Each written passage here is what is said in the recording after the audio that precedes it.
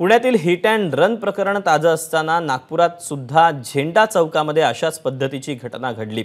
दारू आणि गांजाचं सेवन करून बेदरकारपणे वाहन चालवणाऱ्यांना पायी जाणाऱ्या तिघांना उडवलं। या प्रकरणी कोतवली पोलिसांनी गुन्हा दाखल केलाय। पोलिसांनी केलेल्या कारवाईमध्ये तिन्ही आरोपींवर एनडीपीएस कायद्याअंतर्गत गुन्हा दाखल केलाय। सनी चव्हाण, अंकुश ढाले आणि आकाश निमोरिया अशी या 3 आरोपींची नावे आहेत। या अपघातात जखमी झालेल्या नाझनीन शेख आणि त्यांची 1 महिन्यांची मुलगी जोहराची प्रकृती चिंताजनक असल्याचं त्यांचे कुटुंबीय सांगतात। त्यांच्याशी संवाद साधलाय तुषार कोहळेनं, पाहूया। नागपूरच्या ड्रंक अँड ड्राइव्ह प्रकरणातील जे पीडित कुटुंब आहे त्या आपल्यासोबत आहे। मोहिन शेख आहे। मोहिन, नेमका क्या हुआ था, आपको क्या बात जानकारी मिली? जी, असल में मेरा भाई और भाभी दोनों बच्चे को इंजेक्शन लेने जा रहे थे लेके, तो पीछे से कार वाले ड्रिंक करके उनको उड़ा दिए। फुल स्पीड में गाड़ी थी उनकी, 80-90 की स्पीड में, और उनको उड़ा दिए। और जब उड़ाए भी तो उन लोगों ने ब्रेक नहीं मारे, उल्टा और एक्सीलेटर लेके और आगे बढ़ा दी। जब पता चला, मतलब पता था कि मतलब गाड़ी में आ गए हैं, तो फिर भी उन लोगों ने गाड़ी रोके नहीं है और उनको उड़ाते हुए जा रहे। आपकी क्या मांग है? मेरी ये मांग है जो ड्रिंक करके गाड़ी चलाए उनको कड़ी से कड़ी सजा दिए जाए और उनको बेल भी ना मिले। लेकिन आमतौर पर देखा जाता है, इसके पहले भी नागपुर में घटना हुई या पुणे में घटना, आरोपी को बेल मिल जाती है और जो सहना पड़ता है वो फैमिली को सहना पड़ता है। अभी अब वो तो क्या उनको बेल मिल जाएंगी, लेकिन अब जो यहाँ पे जो दर्द हम लोग को मिल रहा है, अब जो फिर पैसे वगैरह भी, हमारी तो कोई गलती भी नहीं थी। आगे वाले ड्रिंक कर रहे और चला रहे और ठोक दे रहे, और भुगतान किसको, हमको भरना पड़ रहा है।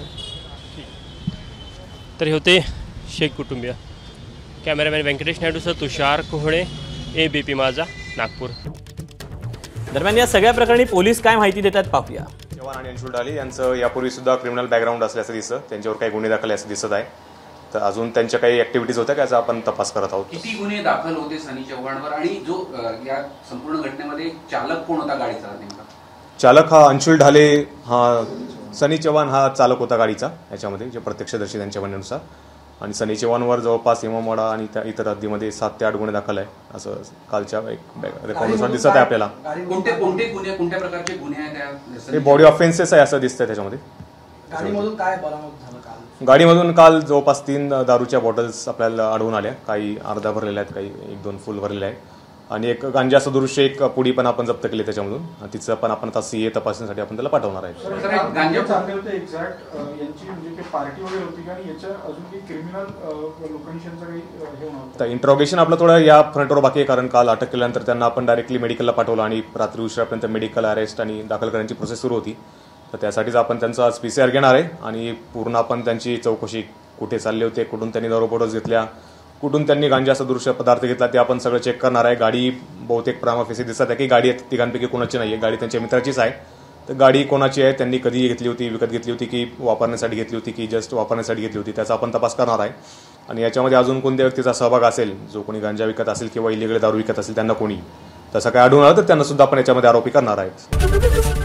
ABP माझा, उघडा डोळे बघा नीट।